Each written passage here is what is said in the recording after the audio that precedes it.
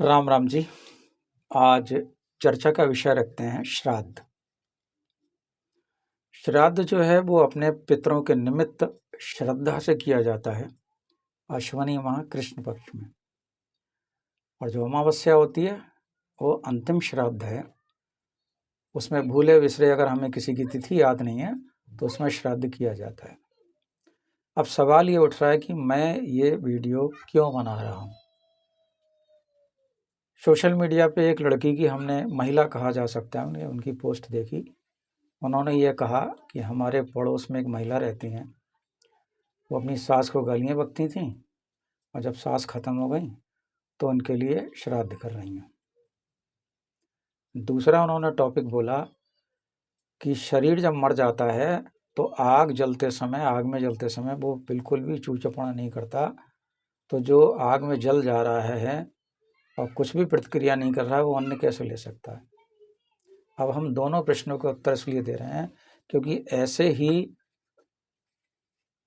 कई लोगों के मन में संदेह उत्पन्न हो सकता है कि भाई ये जो बात कह रही हैं वो बिल्कुल सही कह रही हैं। सबसे पहली बात में आपने कहा कि वो अपनी सास से लड़ती थी, तो इसका मतलब उनमें श्रद्धा नहीं थी और अब वो उनके लिए वो अन्न निकाल रही हैं। तो श्राद्ध लेडीज नहीं करती हैं। जितनी भी अगर धर्म की बात कर रहे हो तो धर्म से करोगे, धर्म की पुस्तकों से करोगे, मनगढ़ंत नहीं करोगे।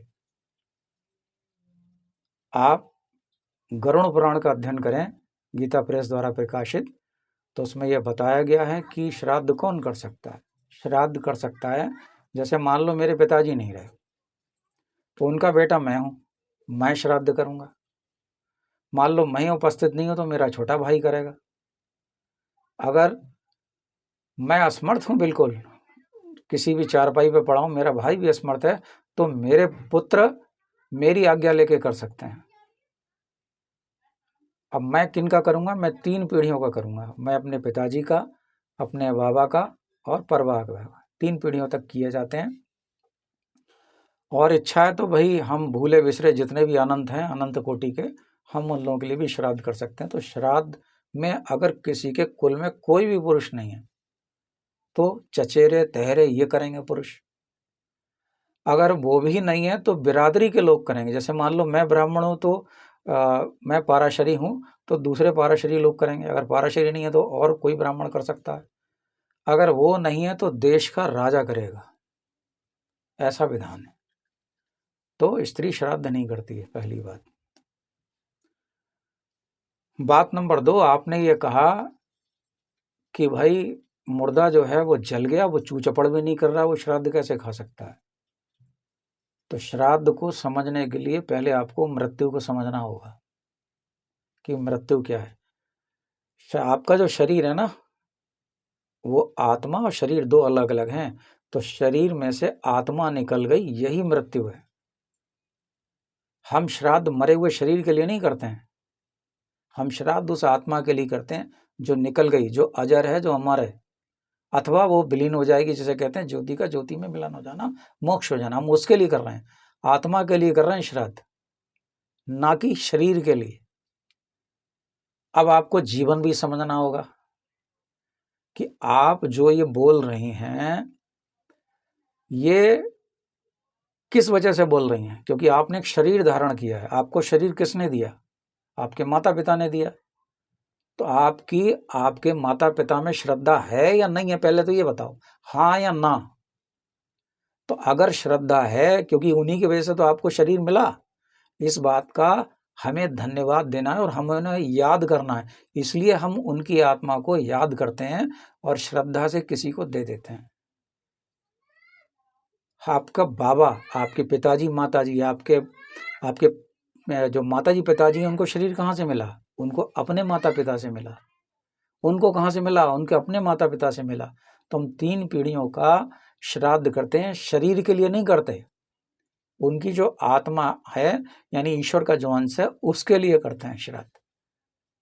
तो श्राद्ध को समझना है तो आपको जीवन को भी समझना पड़ेगा कि जिसने आपको जीवन दिया है, हमें उसकी आत्मा के लिए श्राद्ध करना है। कि भाई जीवन दिया तभी तो मैं बोल पा रहा हूँ, वरना मैं बोल ही क्यों पाता? मैं तो बोलने में समर्थ ही नहीं था। तो जीवन को भी समझना होगा, मृत्यु को भी समझना होगा। शरीर की मृत्यु नहीं है, शरीर में से आत्मा निकल जाना मृत्यु है। हम उस आत्मा के लिए श्राद्ध करते हैं श्रद्धा से। अगर आपके अंदर श्रद्धा है तभी श्राद्ध है, और श्रद्धा नहीं है तो श्राद्ध नहीं है। अब एक सवाल और आया कि जो हम श्राद्ध में तर्पण करते हैं या पिंडदान करते हैं, क्या उससे मोक्ष होता है? मतलब किसी के मोक्ष के लिए करते हैं तो आपको पद्म पुराण पढ़ना पड़ेगा। पद्म पुराण में इंद्रा एकादशी है, मतलब जो हम कनागत में जो एकादशी आती है उसको इंद्रा एकादशी बोलते हैं। उस एकादशी का व्रत इसीलिए किया जाता है कि हमारे पितरों का मोक्ष हो जाए। और दोपहर में तर्पण किया जाता है पितरों के लिए। एक पिंड बनाए जाते हैं, उन्हें सूंघ कर गाय को खिला दिया जाता है, और ये प्रार्थना करी जाती है, शालिग्राम के आगे रख के किया जाता है तर्पण को, तो हमारे पितरों का मोक्ष हो जाए। हम प्रार्थना करते हैं, हो या न हो ये भगवान विष्णु के हाथ में है, लेकिन हम प्रार्थना कर सकते हैं, प्रार्थना करते हैं, वो इसीलिए एकादशी बनी। अब सूर्य हम कनागत कहते हैं, तो कनागत सही शब्द नहीं है, यह है सूर्य कन्या गता, यानी सूर्य जब कन्या राशि में चला जाएगा तो 1 महीने तक रहेगा, उसमें जो कृष्ण पक्ष आएगा उसे कनागत कहा गया, और उसमें हम पितरों के निमित्त कुछ करते हैं।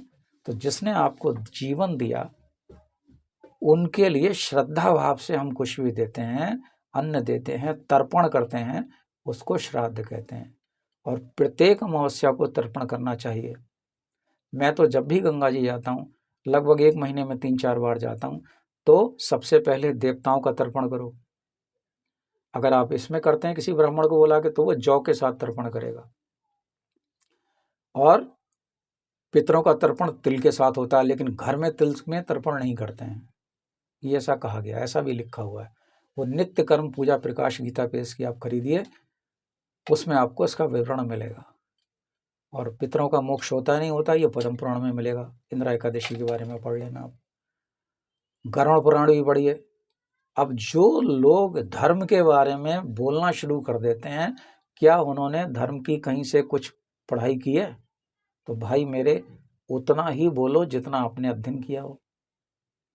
और आप खुद सनातन धर्म में अगर हैं तो सनातन धर्म की बेइज्जती मत कीजिए। किसी से अगर आपने नहीं आता तो किसी से समझ लीजिए। हरिओम। मैं पंडित राकेश पांडे, बरेली, उत्तर प्रदेश, भारतवर्ष। मैंने अपनी तरफ से पूरा समझाने का प्रयास किया है। आपकी समझ में आए तो ठीक, और नहीं समझ में आए तो भी ठीक। हरिओम।